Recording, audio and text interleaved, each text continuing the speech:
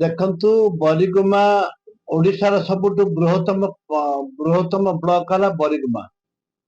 ପାଖାପାଖି 32ଟି ପଞ୍ଚାୟତରେ ଅଛି। ପ୍ରପର ବରିଗୁମାଟା ହେଲା 18,000 ଭୋଟର୍ସ ଅଛନ୍ତି ବରିଗୁମାରେ। ଗଲା ସରକାରରେ ବିଭିନ୍ନ ସମୟରେ ବିଧାନସଭା ପ୍ରଶ୍ନ ଉଠିଛି ଏବଂ ଗଲା ସରକାର ବି ରାଜି ହେଇଥିଲେ କରିବା ପାଇଁ, କିନ୍ତୁ ଘୋଷଣା କରା ପରେ ଆଉ କଲେନି। ଗଲା ଥର ଅବହେଳା କରିଛନ୍ତି। ବର୍ତ୍ତମାନର ସରକାର 12ଟି ବିଜ୍ଞାପିତ ଅଞ୍ଚଳ ଘୋଷଣା କରିଛନ୍ତି, ତା ଭିତରେ ବରିଗୁମାଟି ନାହିଁ। ଏ ଜାଣି ଶୁଣିକିରି, ଯେହେତୁ ମୁଁ କଂଗ୍ରେସ ବିଧାୟକ ସେଇଠି ରହିଛି, ଜାଣି ଶୁଣିକିରି ସରକାର ତାକୁ ଉପେକ୍ଷିତ କରୁଛନ୍ତି, ତାକୁ ଅବହେଳା କରୁଛନ୍ତି। ଏ ପରିପ୍ରେକ୍ଷୀରେ ସର୍ବଦଳୀୟ ମିଟିଂ ଗତକାଲି ବସି ନିଷ୍ପତ୍ତି ନେଇଛନ୍ତି ବରିଗୁମାକୁ ଟକା ଅଖା ଦୋକାନ ବଜାର ସବୁ ବନ୍ଦ କରିବା ପାଇଁ। ମୁଁ ତାକୁ ସ୍ୱାଗତ କରୁଛି ଏବଂ ମୁଁ ଆଶା ରଖିବି ସରକାରଙ୍କଠୁ ଦ୍ୱିତୀୟ ଫେଜରେ କରିବାର ଆବଶ୍ୟକତା ନିହାତି ଜରୁରୀ ଅଛି। ଯଦି ନ ହୁଏ ଅନିର୍ଦ୍ଦିଷ୍ଟ କାଳ ପାଇଁ ବରିଗୁମା ବନ୍ଦ ଡାକରା ଦିଆଯିବ।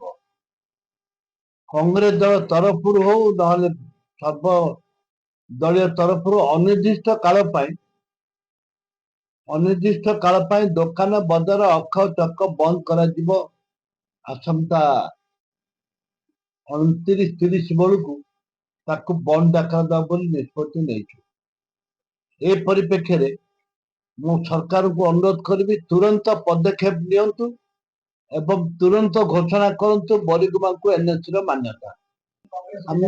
ନିଶ୍ଚିତ ଭାବରେ, ଯେହେତୁ ମୁଁ ବହୁବାର ପ୍ରଶ୍ନ କରିଛି ଏ ସରକାରରେ ମୋର ଇଣ୍ଟରେଷ୍ଟ ଅଛି ବୋଲି ଜାଣିଛନ୍ତି ସରକାର, ଯାହା ଦ୍ୱାରା କି ସରକାର ଜାଣିଲା ପରେ ଜାଣି ଶୁଣିକିରି ବନ୍ଦ କରିଛନ୍ତି। ନହେଲେ 12ଟାରେ କାହିଁ ଘୋଷଣା କଲେନି?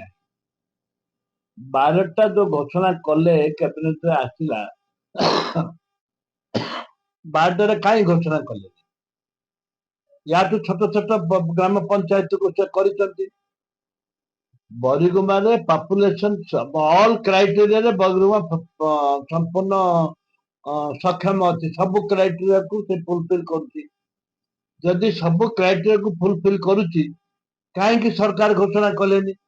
କୋଉ ହିସାବରେ? ଯେହେତୁ ମୁଁ ସେଠି କଂଗ୍ରେସ ଏମଏଲଏ ଅଛି, ସେଇଥିପାଇଁ ଘୋଷଣା କଲେନି। ଆମେ ଅକଚକ ଦଳବତ ନିର୍ବିଶେଷରେ ବନ୍ଦ କରିବୁ ଆସନ୍ତାକାଲି ବନ୍ଦ କଲା ପରେ ପୁନର୍ବାର ନିଷ୍ପତ୍ତି ନେବୁ। ଅନିର୍ଦ୍ଦିଷ୍ଟ କାଳ ପାଇଁ ଅଖ ଚକ ବନ୍ଦ ହବ। ଆଇରେ କୌଣସି ଦ୍ୱିଧା ନାହିଁ, କୌଣସି ଲୋକକୁ ଭୟ କରିବାର ନାହିଁ। ସରକାର ମାନନ୍ତୁ, ତୁରନ୍ତ କରିବା ପାଇଁ ଘୋଷଣା କରନ୍ତୁ।